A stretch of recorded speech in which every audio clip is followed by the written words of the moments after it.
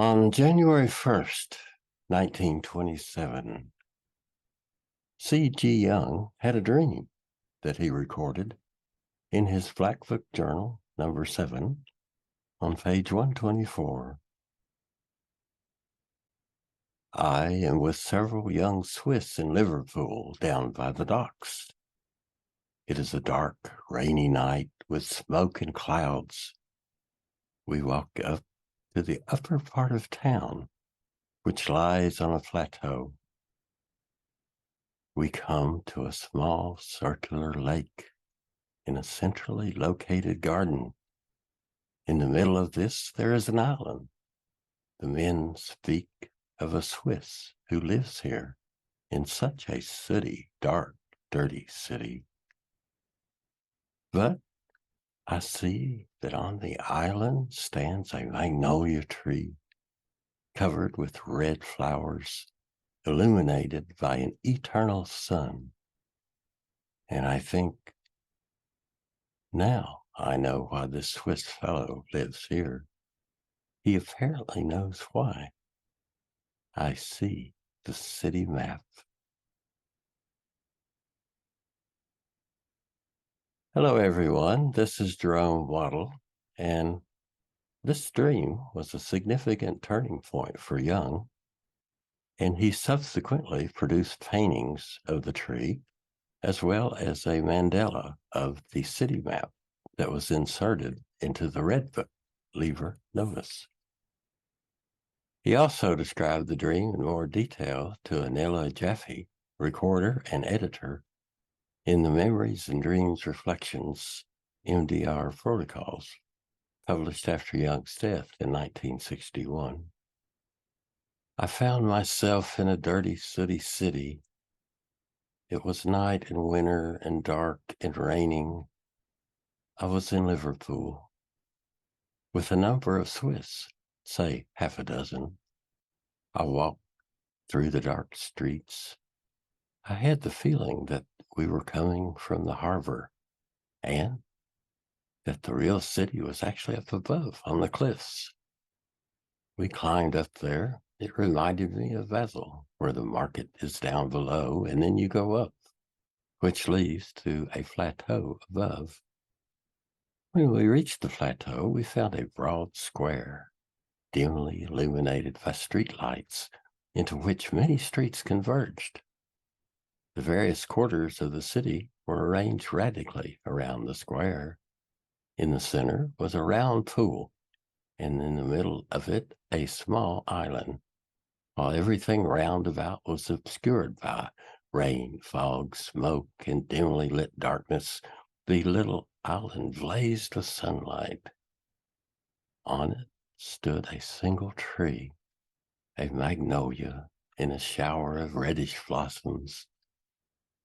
It was as though the tree stood in the sunlight and were at the same time the source of the light. My companions commented on the abdominal weather and obviously did not see the tree. They spoke of another Swiss who was living in Liverpool and expressed surprise that he should have settled here.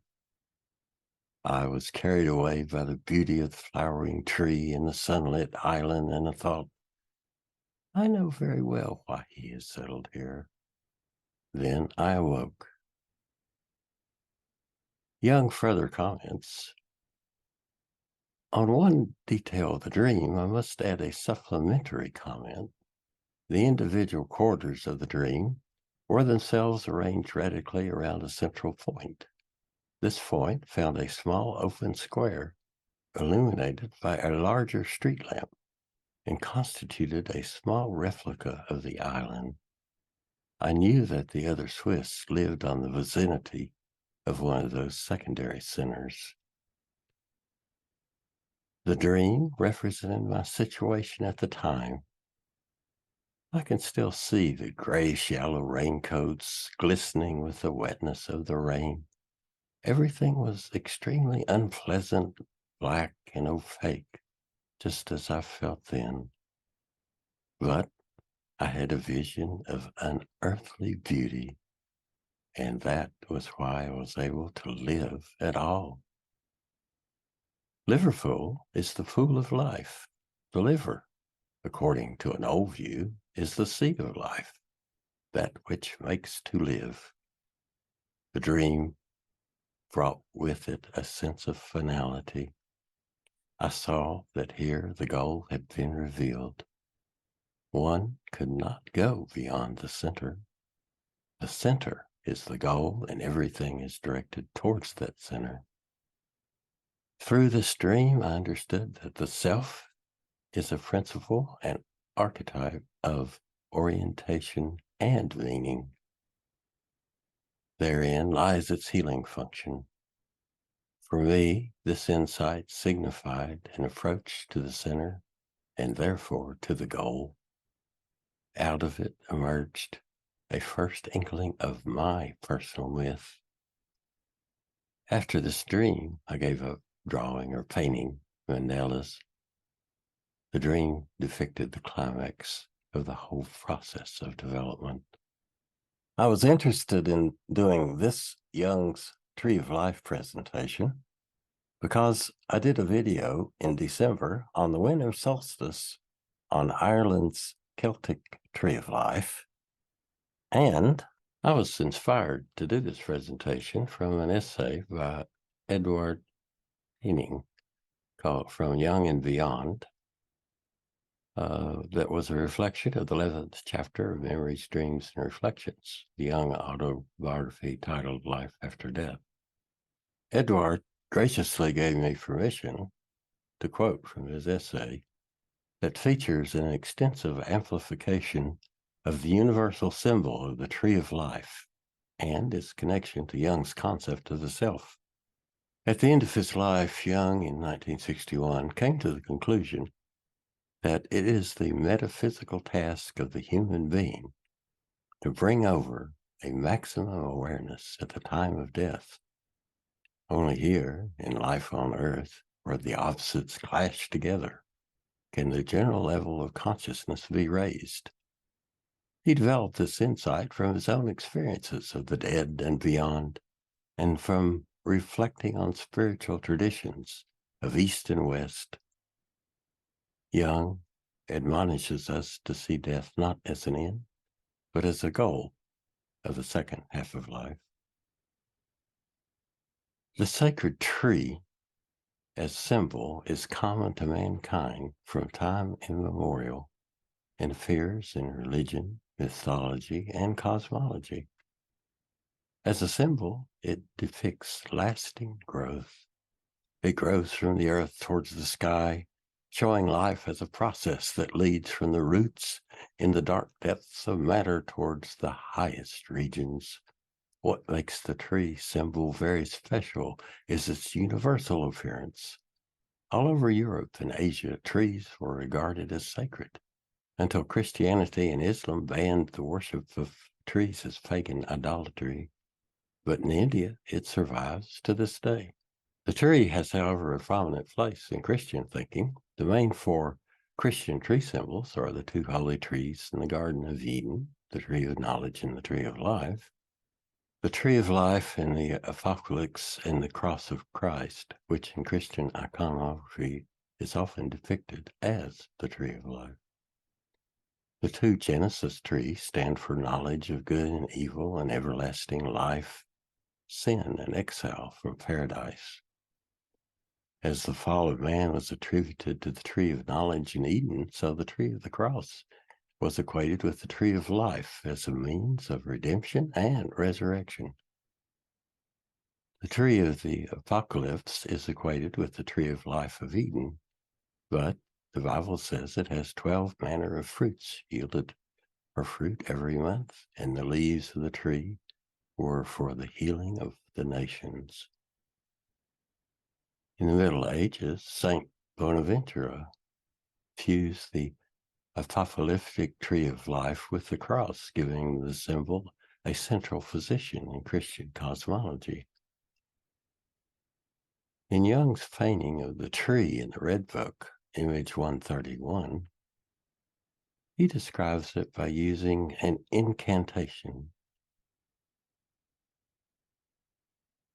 In it, heaven and hell grow together and in it the power of the below and the power of the above unite, a magical incantation.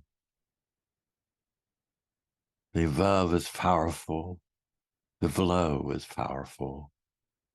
Twofold power is the one. North, come hither. West, snuggle up. East, flow upward. South, spill over. The winds in between bind the cross. The poles are united by the intermediate poles in between. Steps lead from above to below. Boiling water bubbles in the cauldrons. Red hot ash envelops the round floor. Night sinks blue and deep from above. Earth rises black from below. So here is Jung's moment of his ecstatic transformational insight, describing his experience in the form of an incantation. That moment when something becomes another, the tree as the symbol.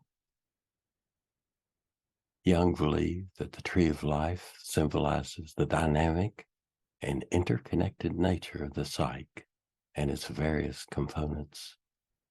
The tree of life is seen as a map of the human psyche, with the roots representing the unconscious, the trunk representing the conscious self, and the branches representing the different archetypes and personality structures. The tree of life can be seen as a model for the journey of individuation, which is the process of becoming more self-aware and integrated as a person. In the myth of Yggdrasil, the world tree in ancient Norse mythology stands at the center of three cosmic planes. Its three great roots descend in the tripartite underworld, the land of the dead, the kingdom of the frost giants, and the underworld realm of the gods, and Aesir, where they assemble every day by the sacred spring of fate, the well of Erd, to sit in judgment and settle disputes. The trunk passes through the second plane, Midgard, Middle-earth, the land of the mortals, and its branches ascend into Asgard, the heavenly world of the gods. At Ragnarok, the great tree is said to shake, bringing around the destructions of the gods in the world. However, concealed within its trunk are the seeds of the world's renewal in the form of a man and a woman, from whose union a new race will appear to repopulate the world. For Jung, this meant that the tree symbol has a feminine and maternal significance as the seat of transformation and renewal. Sacred trees remain common in India. They are found in villages, in the countryside, and sometimes in temples. Well known is the Bodhi tree, a large and very old sacred fig tree located in Bodhi Gaya, under which Siddhartha Gautama, the Buddha, is said to have achieved enlightenment, or Bodhi. Bodhi trees are planted in close proximity to every Buddhist monastery. According to Hindu mythology, Ashwatha, the sacred fig, is also a sacred tree for the Hindus. In the Bhagavad Gita, the Song of God, chapter 15, Sri Krishna says, sages speak of the immutable Ashwatha tree and its taproot above and its branches below. On this tree grow the scriptures. Seeing their source, one knows their essence, nourished by the gunas. The limbs of the tree spread above and below. Since objects grow on the limbs as buds, the roots hanging down bind us to action in this world. The true form of this tree, its essence, beginning and end, is not perceived on this earth. Cut down the strong-rooted tree with the sharp axe of detachment, then find the path which does not come back again. Seek that, the first cause, from which the universe came long ago. This is a beautiful example of the tree symbol, ranging from an actual worship tree to a transcendental image. The Kabbalah tree is generally known as the tree of life, since its most influential Kabbalistic text of all, the Book of Zohar by Moses of Leon, says, "Now the tree of life extends from above downwards and is the sun which illuminates all. The tree is the light itself." An important place for the tree as symbol is found in Gnostic and Hermetic tradition that connects the ancient world with modern analytical psychology. Jung wrote a book about this called The Philosophical Tree, and that is now included in Volume 13 of Jung's collected works, Chapter 5. Jung has called the psychological development of the alchemical opus, which is the process of becoming conscious of archetypal symbols, as the philosophical tree. This is a poetic comparison that draws an apt analogy between the natural growth of the psyche and that of a plant. The alchemical process aims at abolishing the disassociation of consciousness and the symbolic world. Part of it involves the recognition of an alien other in oneself, the objective presence of another will, a god, daemon, person, thing, and the innermost secret of man. Often associated with the symbolic tree are birds and a snake. The tree corresponds to the passive vegetative principle, the snake to the active animal principle. The tree symbolizes earthbound corporeality, the snake, emotionality, and the possession of a soul. Without a soul, the body is dead, and without the body, the soul is unreal. The tree has an important place in Jung's 7 Sermons to the Dead. Philemon teaches that numbers are gods, and the number 3 signifies the tree of life, for it fills space with bodies. It is the growing one. It greens by heaping up growing living matter. The tree of life grows with slow and constant increase through measureless periods of time. Good and evil unite in the growth of the tree. We've covered a lot of ground here talking about how Jung's tree of life became the symbol and guiding light for his development journey, as well as the basis for his development of the field of in-depth analytical psychology. And we showed examples of the significance of the tree of life from other groups and cultures, where their sacred tree is a symbol that mirrors that of the underlying structure that maps out the goals and milestones for their own arc of their developmental journey. I think and feel the main takeaway here is that throughout history, the tree of life has been a universal symbol for humans, and only here in life on Earth, where the opposites clash together, can the general level of consciousness be raised. Thank you for listening.